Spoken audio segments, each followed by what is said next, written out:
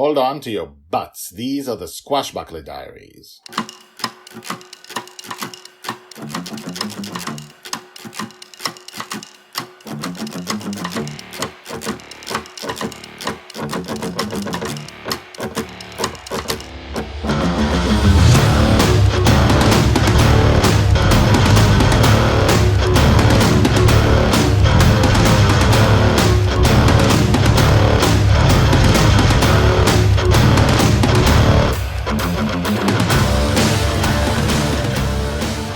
Welcome back. You are listening to the Squashbuckler Diaries podcast, the podcast about Joy Shelley, the girl who lives in dreams. And right now in season 1, she lives in her father's dreams. But how long is that going to last? Once she figures out there's a whole world of dreams out there. Okay, so we have passed episode 100 of season 1, which covers ages 2 to 6, and out of the breadth of her entire life.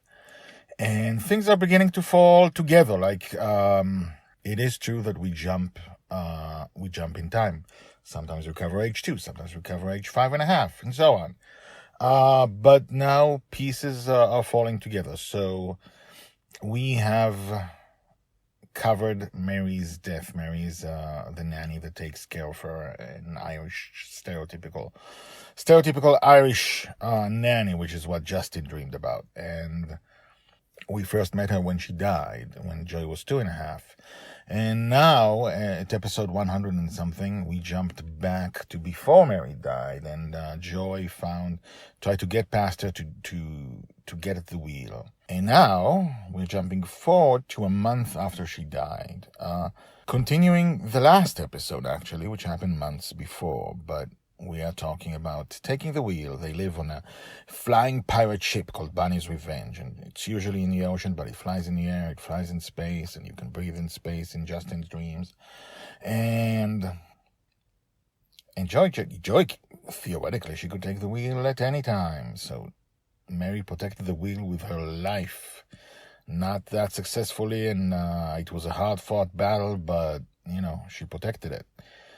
And now Mary's dead, and it's been a month, and stuff happens. So let's check it out.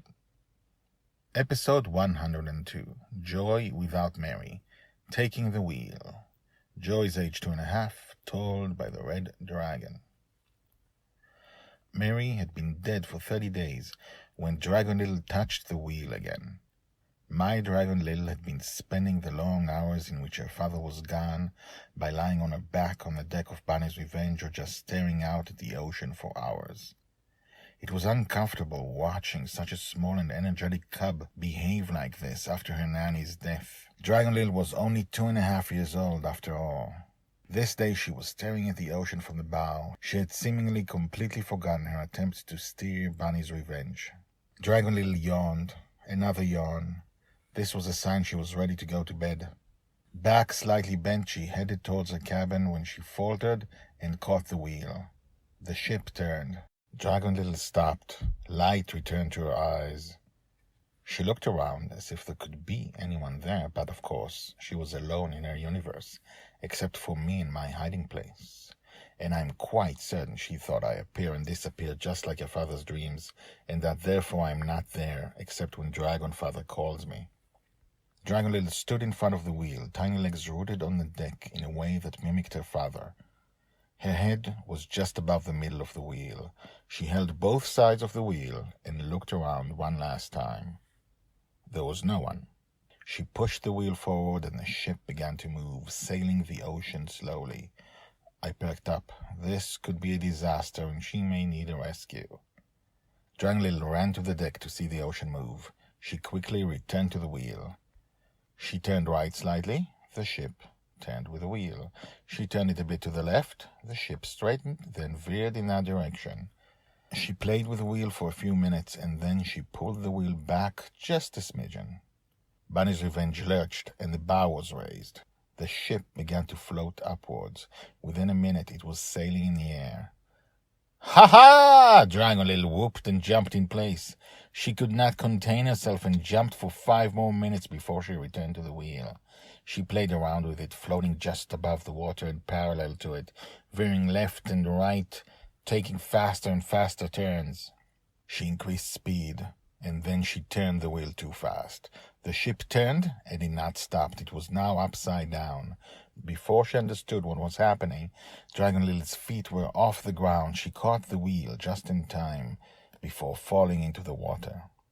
She hung their legs towards the water, unable to move the wheel, looking at the ocean speed past. The mast's highest point was just above the water. Dragon Lily tried to swing sideways to force the wheel to turn back, but she could not do it. Her arms were no doubt getting tired. Dragon Lily looked down at the mast and the sail, now in front of her and below her. She swung herself back and forth, and then, just as she was moving forward, she let go of the wheel. She flew through the air and fell softly into the open sail. From there she rolled down to the top of the mast and caught it with both hands, which stopped her falling into the ocean and being left behind. She leaned back, sitting comfortably at the top of the sail, holding on to the mast. She looked up at the wheel, then down at the water and back again. She made a face and exhaled loudly. Clearly she knew there was nothing to do but wait for her father to appear and save the day. Told by the Red Dragon. Hashtags Joy, Justin, learning to drive. Let me just say this. Stick around for the next episode, in which we see what happens when Justin reappears. I'm not going to say anything. It's worth it. Stick around. Listen to the next episode. And meanwhile, the credits. The Squashbuckler Diaries are written and read by me, Guy Hasson. All the tags mentioned in this story are searchable at the website. You can find all the stories there in written form and, in fact, 150 Squashbuckler Diaries more. The Squashbuckler Diaries is the diary of Joy Shelley, the girl who lives in dreams. She'll be called the Forgotten Girl by her father. She'll be a true heroine. She'll change the world. This project shows her entire life from birth to death. Check out the website at guyhasson.com. That's GUYHASSON.com. I've been an author and playwright for more than 30 years, and this is the first time I've used the guyhasson.com website, because The Girl in the Dream is my life project. If you have questions, if you want to comment, please do.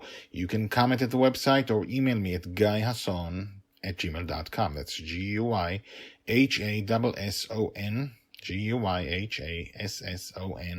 @gmail.com.